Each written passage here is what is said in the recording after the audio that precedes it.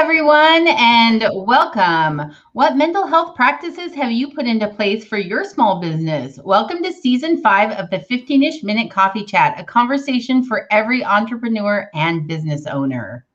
It doesn't matter if you are a large enterprise or a sole proprietor, mental health is important to all work environments. Today, we're talking about what that looks like in a small business setting with Kim Alailima, LMFT, and EMDR therapist at Kalaloa Counseling.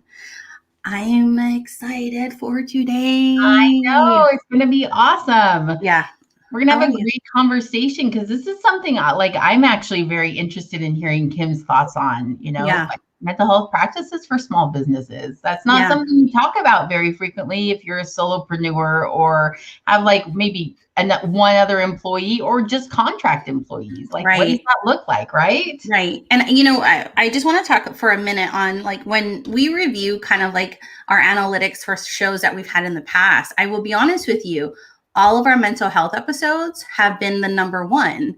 So it tells me and Anna that there is a need for talking about this in this space. And so we love bringing on mental health therapists with just kind of getting some feedback, but also they're running a business. And we had an honest conversation with Kim about it just before we came on live about how do you run a business, but you're also a therapist and all the things. So we're just excited to have her. So exactly. I just want to point out, it's a personal thing, but behind me right there, I've been waiting for this. My aunt in Hawaii found an old picture of my dad.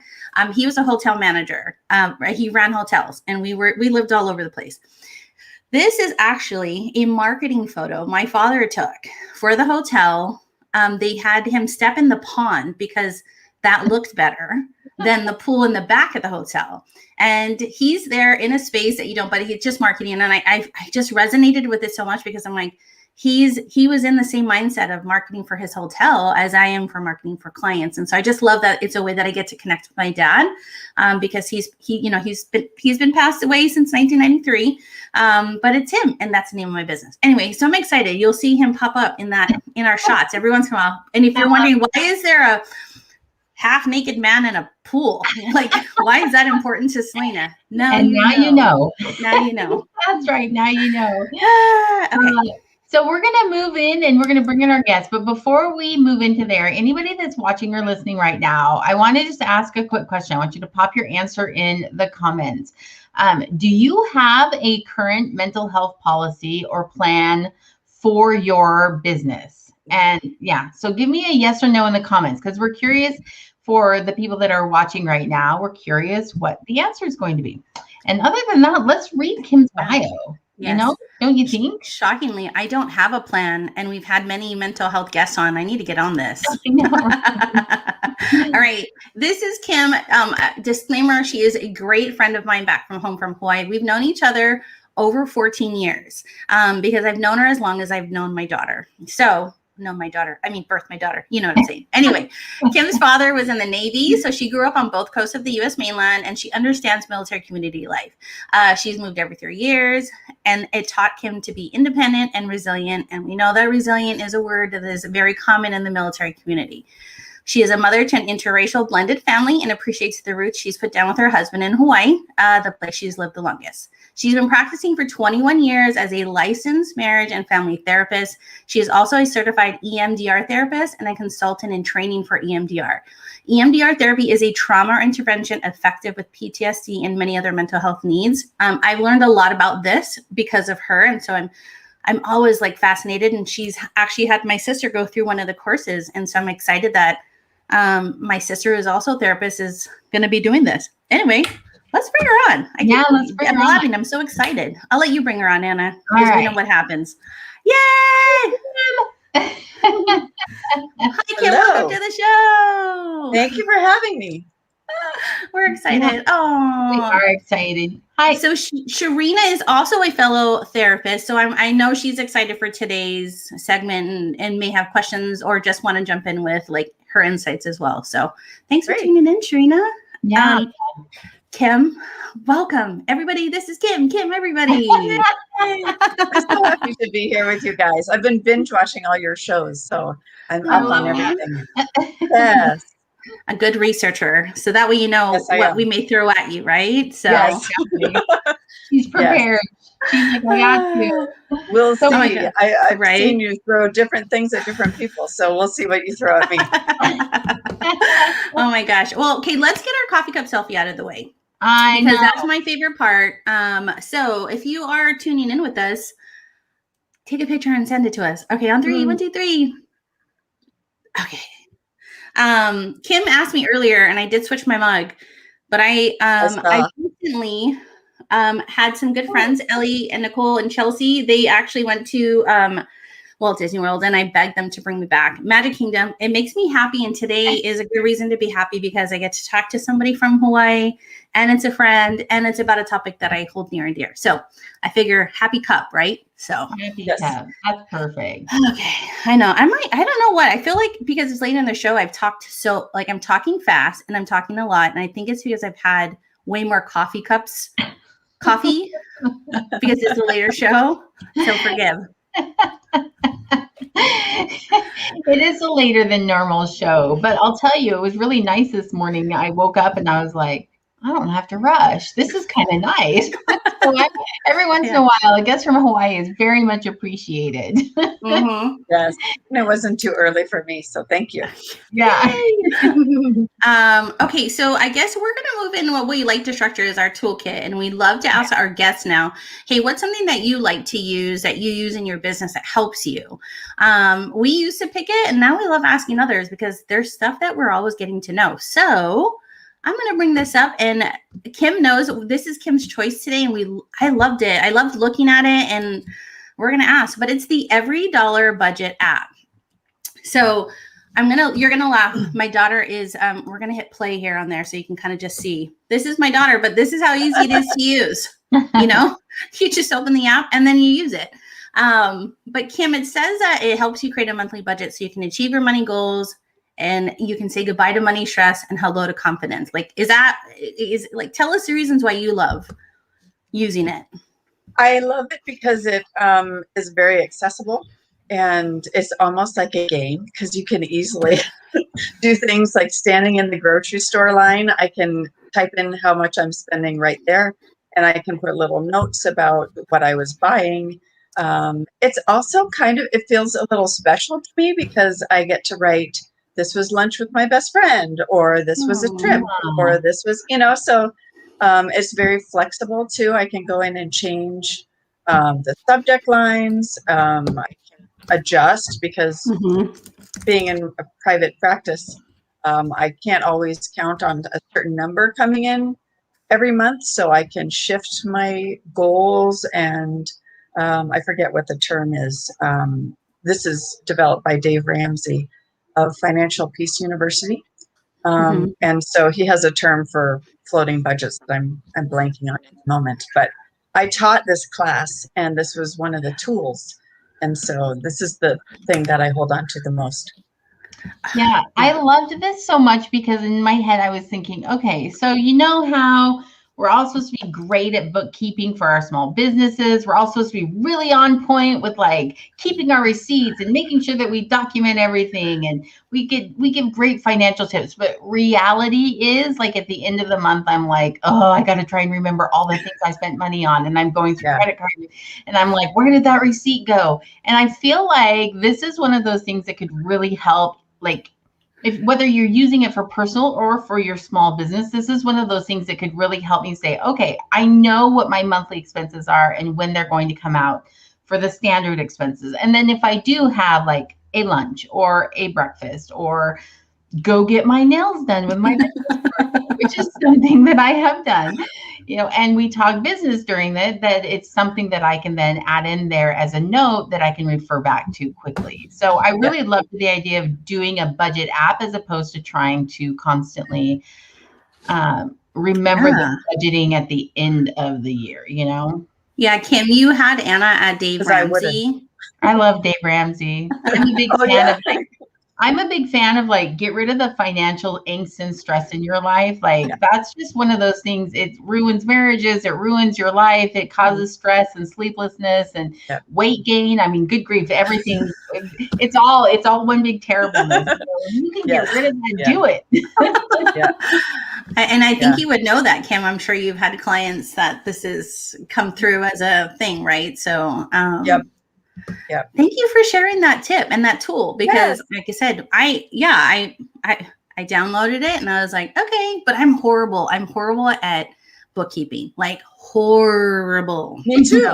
That's why I love this. Yeah, and it does cause a little anxiety. I think probably for like the first 3 months. Yeah, because I was like, wait, no, I forgot about this expense. I have to add this in. But now that I view it as more of a record keeping, and then at the end of the year or at the end of the month, if I'm really good, I'll just put it into an Excel spreadsheet for all my like professional dues and subscriptions, and then I like to keep backup of everything. So this is in the moment thing, and then my Excel spreadsheet is my backup. I love that. I love that it's also like a diary of all the fun things you get to go do. Yeah. If you're going to spend money, you might as well record the fun you had while doing it. I never thought about it in that way, actually, because then that would make it more pleasing to reference back. And you know what I mean? Yeah, exactly. Yeah. So whether you use that app or not, I think Kim mentioning, putting a note like that, maybe that's good for the insides, right? And the anxiety of recording is not bad, but keeping it as like a journal. Yeah, exactly. I think that's fantastic. Okay, if you are watching, please make sure say hello or aloha in the comments. Tell us where you are watching from, or if you're watching the replay, still tell us. We want to know. So, yeah, we would love to hear. Kim, we're coming on to the next part. So our next part is our mental health question of the day, which is very appropriate since you are a mental health practitioner, right? Mm-hmm. And really this question is mostly about just getting to know you a little bit better. So our question for you today, Kim, is how do you know when you need additional self-care? When I feel like I'm taking on other people's burdens. Usually I feel very hopeful in therapy as a therapist because I have a great toolbox, and EMDR therapy is like my favorite thing in the world. So I know that I can help people. And when I feel like I'm taking that on and that's weighing me down, usually it means I'm doing too much. So that might mean that I need to exercise more or talk to a friend, or I use a lot of apps in general. So I do a tapping app. I use meditation apps. I log my exercise. I keep track of my sleep. And when I notice I stop taking my vitamins, or I stop logging things, or I stop doing some of the things that could sound OCD and disciplined, but are more just about kind of that diary of my life, then I know I need something else. Yeah. I have a question. So like with COVID, right? Like, when we talk about self-care, like, there are still some places that, they can't do little things, or they can't go out, to do the manicure. Like, what do you suggest to them to still be able to get that self-care, but being stuck in the home? Yeah, that's hard. I think it changes. At least it has for me over the last year. It feels like 10 years, but over the last year. I think nature is really important. I don't know. Some people don't have space, but I started gardening a little bit. We put bird seed in our bird feeder to watch the birds. Nice. We've done all kinds of things that sometimes you're not allowed to like go sit at the beach, but we found just driving and seeing where we live. Usually at the beginning we had to have a purpose for that drive. So we would drop off food to a friend or return a book we borrowed or whatever to give us a purpose to get out. But just kind of seeing that there is a larger world out there, this will pass, kind of getting a breathing space is important. That's helpful. I'm wondering if I'm not going to say it, but I loved, and I often say this in a lot of groups, of what you used to do for just yourself to kind of get away. But I'll let you share it if you want to. But I say it, and everybody loves when I suggest what you do or had done pre-COVID, and how you made me like really think about like that is important for me time so I can reset. But I won't say it. If you want to, you can share what you do. I totally put you on the spot here. Well, I'm doing it next week, so it's funny that we're talking about this. Yeah. I used to take silent retreats. I have 2 clergy women friends, and we would go to a camp place here in Hawaii, and we would go together and we'd ride together, and then we'd separate and be quiet. And I love that. So I'm doing that next week for a couple days, and I kind of taken, or I'm aware of people's energy, and so the real way that I recharge is to just be quiet, be by myself, not take care of anybody, not read their facial expressions, not check in, and it's more of like a check-in with myself. And usually I don't bring a lot of food, and I bring a journal, and I bring some magazines, and I hopefully will sit at the pool, so yeah. No. Every mom I ever told that to loves that. And it was not my idea.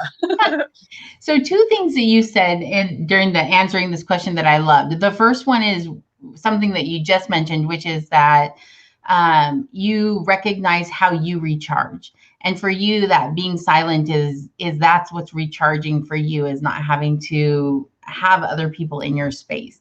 Whereas for somebody else, it might not. And I think that's a really important point, is to recognize that what's right for someone might not be right for you. And when you find that thing that's right for you, then that's what you should go for. Like if Selena wants to do her toenails and I want to do my fingernails, it's okay to be different. Right. And to be different than the people that are around you and surrounding you, because otherwise I think it's more of a burden.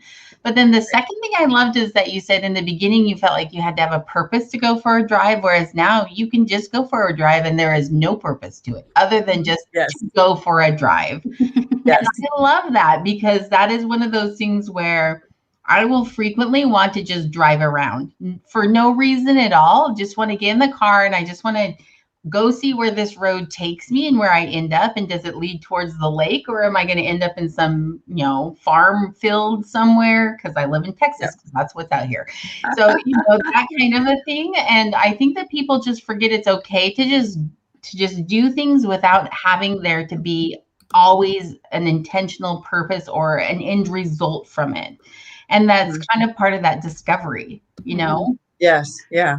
I noticed, because I do sessions hour to hour, and I've kind of got what that rhythm of an hour feels like, that I need unstructured, where I'm not paying attention to the time, and I don't have something coming up, and I'm not planning, and I'm not preparing, and I need that I need big space. But I also know, some people can't get away to a campground or a hotel or a night away from their children, which is part of the draw for me. I love them, but if they're in the house and awake, I'm aware of what they might need. So I know there are a lot of different manifestations of how someone can find that time and find that space to kind of breathe and reset a little bit, calm down their physiology, kind of let the racing thoughts kind of pass their course.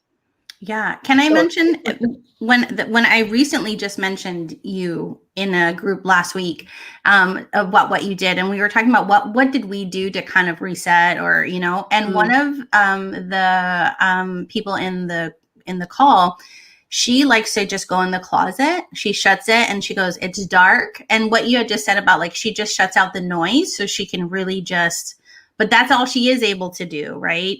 Yeah. But she says it works for her because it gives her this sense of peace. Like it's the noise, in quotation marks, that doesn't allow you to like breathe sometimes. Yes. Yeah. I mean, everything from, I've done it all, earplugs to noise canceling headphones, especially when my kids were little in the bath, they loved to shriek and I needed that lack of stimulation. To sensory deprivation, float tanks. There are so many ways to get that quiet. Yeah. And it's interesting because I think I would be uncomfortable in that much quiet for too long for me. Like I almost prefer to have some ambient noise. Like I love to like, if I really need to downtime, it's in my room and I can shut my door and I can read. But I don't mind the ambient noise because I know, oh, they're safe. They're here. They're good. It's good. Everybody's okay. Now I can spend this moment for myself or something like that. Right. You know? Yeah. No. And I wouldn't be able to do this if my husband weren't home with my kids. And I fully acknowledge I live a very privileged life in that respect. That way. And he's the one that booked it. I think he can tell when I'm full up and like ready to go. So he's like, you need some quiet time. Yeah. Yes. All right, friends, share this with your spouse to say, hey, if you see me needing some self-care time, this is the moment to book for me or push towards. So, oh my gosh, I love that. I do too. And I need the permission. You know, I'm geared towards taking care of other people in some form. Or at least being aware of them, you know. I have pretty good boundaries about that taking care of, but I do need a push. And I needed my daughter's permission this time. I haven't been able to do this in the last year, and I've been homeschooling her, and she's 9, and she's very extroverted and very into like talking all the time to me. And I really needed her to say, go, it's okay. I'll be okay. Because I was worried that she wouldn't understand that it wasn't about her that I needed to go away, that it was about me. And that was important for her to say, I hope you have fun. Yeah, that's great. I love that she's like, I think as parents, right, that becomes a huge part, especially now, because we have to make sure that our children are in a safe space before we feel like we can take that moment, you know, to go. So I love that she's like, go for it, Mom. You do need some quiet time. I know. You know? Yeah, I was impressed. Okay, so this kind of leads directly into our main question of the day for you, Kim, which is, wait, I'm going to pull it up really quick here.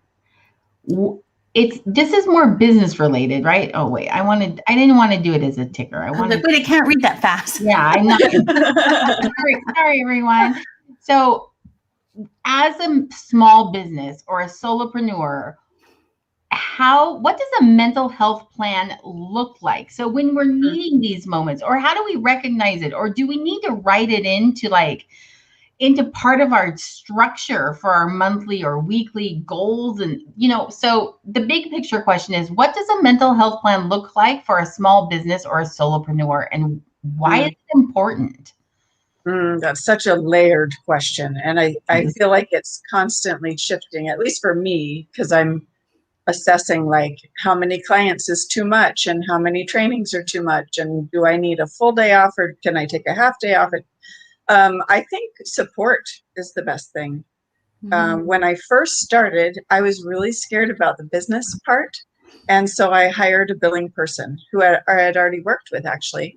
And just knowing that she knew like the insurance reimbursements and the business billing stuff helped me do what I was best at.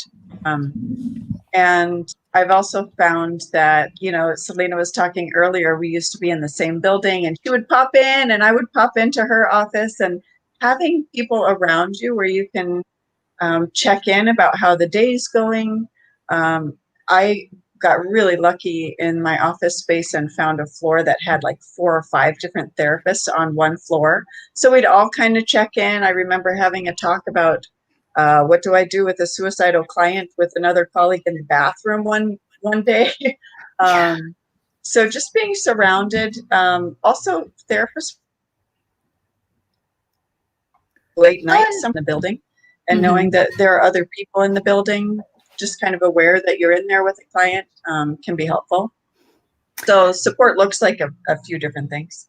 So I love that. I love that the mental health plan for a small business really encompasses things like offloading some of your tasks that maybe you aren't the strongest at to someone else, and making sure that you don't isolate yourself too much. you know, that Yes, absolutely. you are reaching out, whether it be to another business person, or if you're working from home and just need to step out and talk to your spouse or the neighbor Yep. because you see them Yep. getting the mail and you go out at the same time, or whatever that Yep. might look like, where you're not isolating yourself. I love that that's what a small business plan can look like. It's not like a big long policy with, and if I feel that if this occurs, then you need to do that, you know? Right. And you know, it's funny when we talked about those choice of words, you know, Anna and I, we always toy about like what we're going to talk about, what we'd love to talk about with our guests. And I remember her saying policy, and I said, oh, that word feels so clinical and so like scary for me to say for, and so we were toying around other words, and Anna is like plan. And I said, yeah, like that sounds, it fits into, because when you say policy, like Anna says, you think like, if you're feeling A, then you need to do B. If you feel like B, we have this support here, and C. You know what I mean? But when we say plan, and how you just, I didn't actually think about a mental health plan in the way that you just described it. But it makes sense. Either.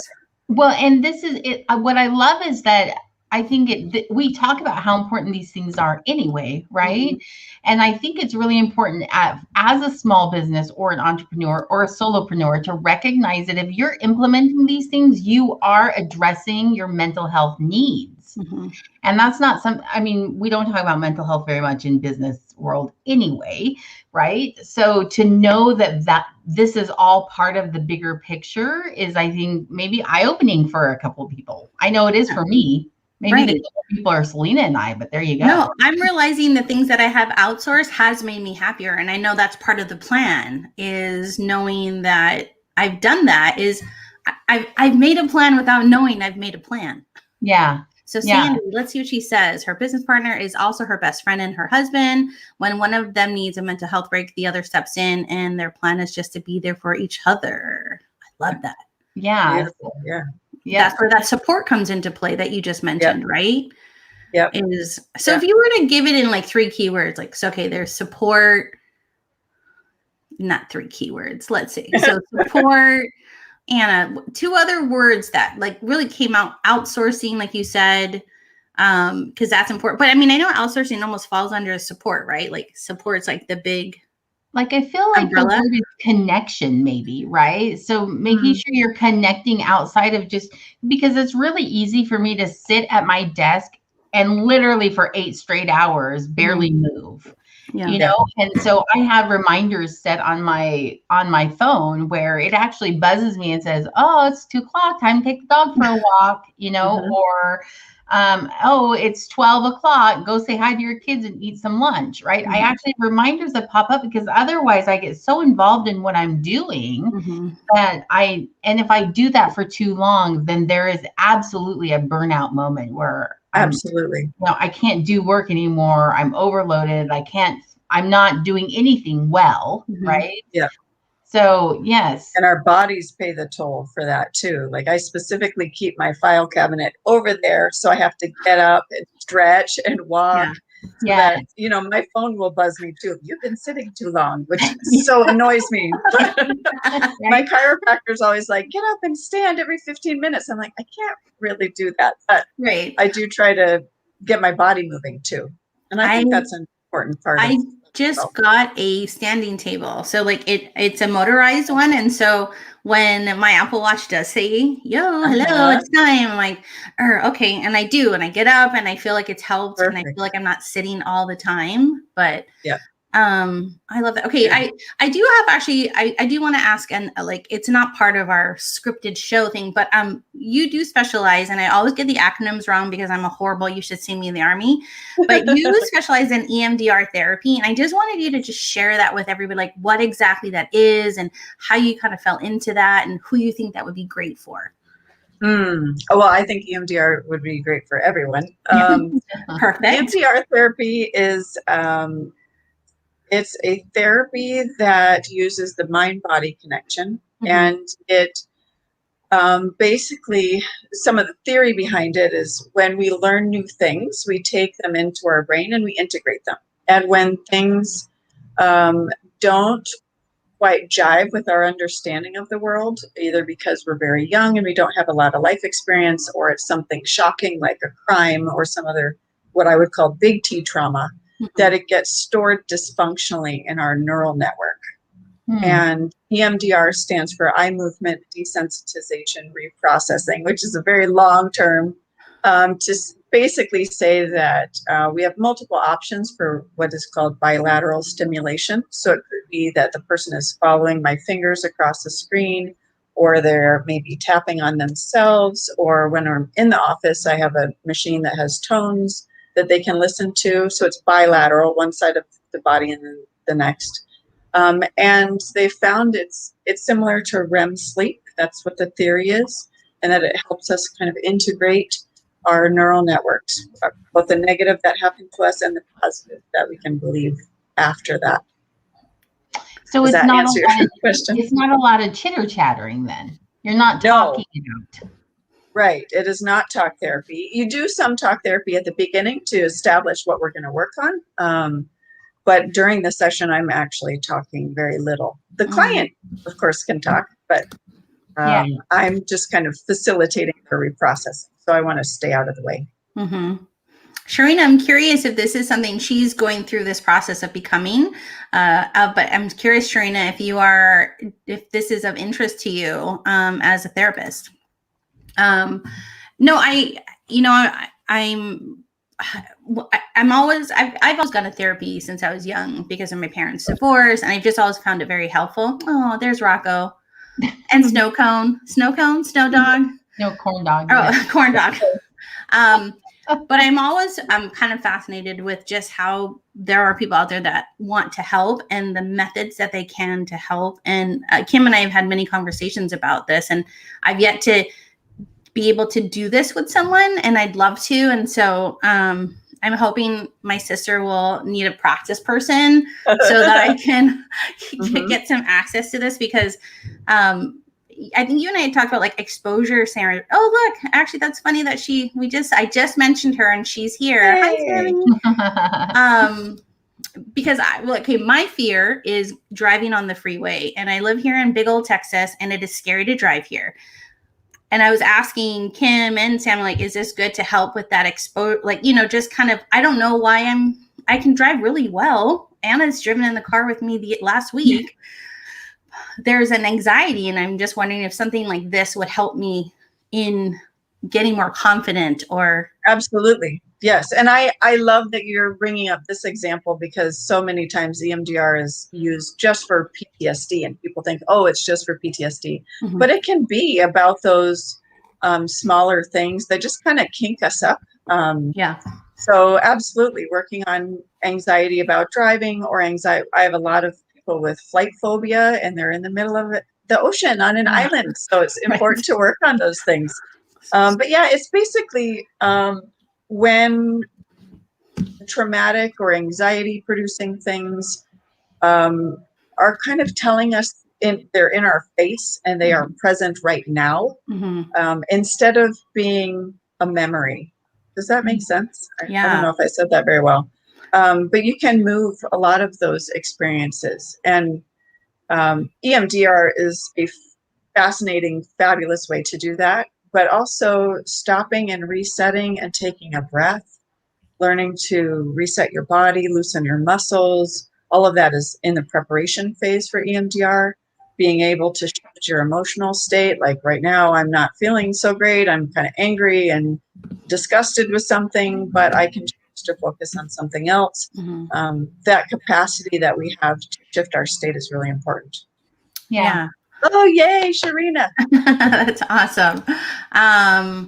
Okay. Again, I am super excited that we talked about this a little bit. And I think, everybody should be open to different things. And I love that people that are very important to me feel this is important as well. And so I'm really glad that you shared that. I will report back, people, if I can get my sister to do some things. I don't know why I haven't been like, hey, Kim, but maybe we will. I know. I just want to throw out there too, though, that for the topic of what we're doing today, in talking about small businesses and mental health plan, like this is another option. It's okay to go to a therapist as part of your mental health plan to help you process. It's not easy being an entrepreneur. It's not easy owning your small business. It's not easy, juggling that work-life balance if you've got kids at home, and it's not easy in a pandemic. And it's, there's 100 different things I could throw in there. And so whether it be an EMDR type therapy or a traditional talk therapy or floating in a weightless tank, like you were saying earlier, Kim, right? Like maybe that's what you need, or having that retreat of the quiet moment retreat or something along those lines, to find your thing that's going to help you process those big and small incidences that kink you up. I love that. The incidences that kink you up. That's a great way of putting it, because it's not always a giant trauma, but it can lead to bigger trauma if you don't take care of it or address it at some point. Absolutely. Yeah. And I've established a niche. I'm not quite sure how I got in it, but I do see a lot of therapists in my practice, and a lot of them are starting their businesses. And it's so anxiety provoking to, what if I don't know how to fill out the tax forms right? Or how do I keep people interested in my business? How do I measure if I'm being successful, especially as a therapist? Because it's not like we're selling a certain number of products. We're trying to help people, and sometimes their impression of that is different than our impression, and it's not always a good fit, and there are a lot of things that can be discouraging. So absolutely, I think the people that can get the support for the emotional load of starting a new thing is important. In fact, one of my colleagues said, you can have a baby or you can grow your business. I ended up doing both, but it is important to get the support as you grow something new. Yeah. And I like the idea that it is that when you're talking about service-based businesses in particular, right, there's not a real tangible number sometimes that you can grasp onto. You're not selling 500 products this month or this week or today. That there's an element of, do they like me? Do they not like me? Did I fit what their needs were, or do I need to redo it? And that's anxiety building, because you want to be your best, and there you are, your personal brand. So it's almost, you have to be able to separate that a little bit. But if they don't like my work product, they don't like me, is kind of how that translates to. And I think that affects the mental health portion of it, and can be really anxiety inducing for a small business owner, for sure. Yeah. And that's where it's important for a therapist specifically to have therapist supports, so that they can say, oh yeah, that happened to me, or let's look at the pieces of the situation, and maybe it was partly you and maybe it wasn't partly you, and just being able to kind of parse that out and pull it apart and look at all the pieces. I love that. Yeah. I love that you recognize that is something important to have for yourself as a therapist, and that that it also makes you a better therapist when you are able to have those kind of conversations with others, right? Yeah, absolutely. And I really think therapists should be in therapy at some point in their life, because it's very vulnerable to be a client and to share hard things with someone. And I really think the best therapists are the ones that do their own work, that do reflect, that do take good care of themselves, that have learned to listen to what they need, so that they can go and really show other people, not just tell them, oh, you're supposed to go do this, but to practice what you preach, really, and live a good life that you can help other people live. That's great.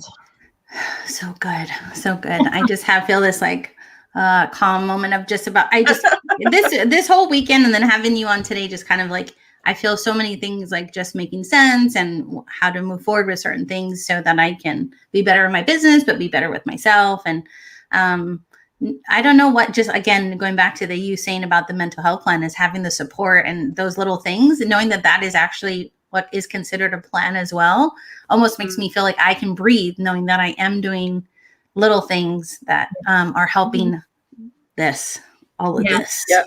And recognizing that there's supports out there for if you need something extra or something more. There are options out there, and that it's as a small business owner that that should be part of your plan, that you should be thinking about that.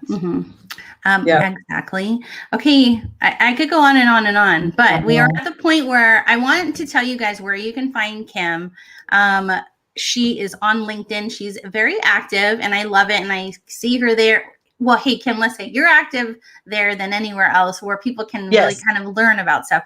She also does post a lot of videos and just suggested like literature on reading about EMDR and what it is, how it works, all the things. So if you're wanting to learn more about that, go connect with her there on LinkedIn because she's awesome.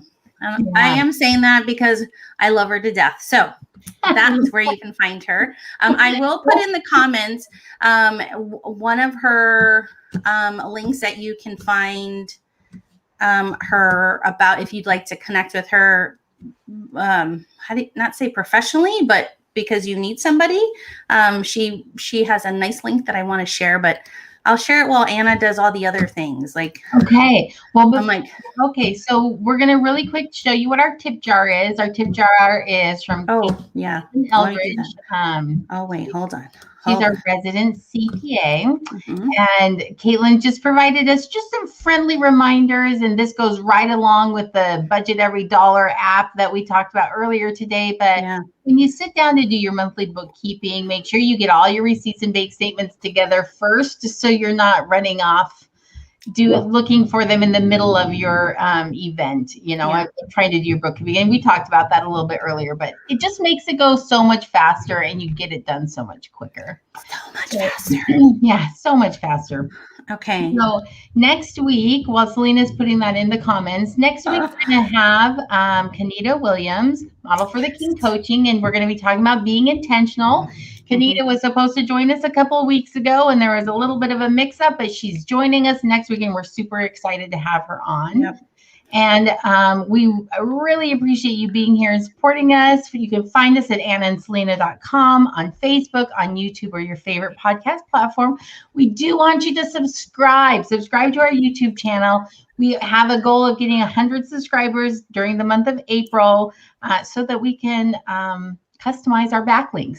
That's what we're shooting for right now. So send it to your friends, send it to your grandma, have everybody subscribe for us, and give us that one customized backlink freebie this month. Yes, I almost have it. I almost have it, guys. Hold on. He's almost got it. And so, you got it? Yeah, I'm posting where you can find. Oh wait, I just want to. I'm just showing up this comment here for Sammy. She agreed. She loved the EMDR videos on LinkedIn, especially before my training. Well, Selena's the one that talked me into doing those. So I'm very grateful for that. But she did so great. Okay, so yeah, if you just go to any of our stuff, click on there, and you'll kind of get to see a little bit more about Kim, how you can connect with her if you're needing some therapy that's not whatever. I don't know how to say it because I'm just excited and way too much coffee. So I should give a little disclaimer too. I cannot practice out of state. So Psychology Today is a great resource for a therapist in your individual area. Awesome. And so you don't have to type in my name. You could just type in Psychology Today and look at the filters and choose a therapist that what you're looking for. Yeah. I know there's a lot of military spouses in Hawaii. So this just kind of gives you a taste of somebody that you now know, because we know finding a therapist sometimes is really hard, like finding your new hairstylist, finding your new manicurist, right? Yeah. That is somebody important that you need to find. So, all right, guys, we're at the end. Kim, thank you so much. This has been fantastic. Pleasure. And thank you for everybody that tuned in. And I hope you enjoyed all the little tidbits Kim was able to share with Anna and I. And we'll catch you next week. Yeah, thank you so much, Kim. We really appreciate having you on. My pleasure. Thanks for having me. Aloha.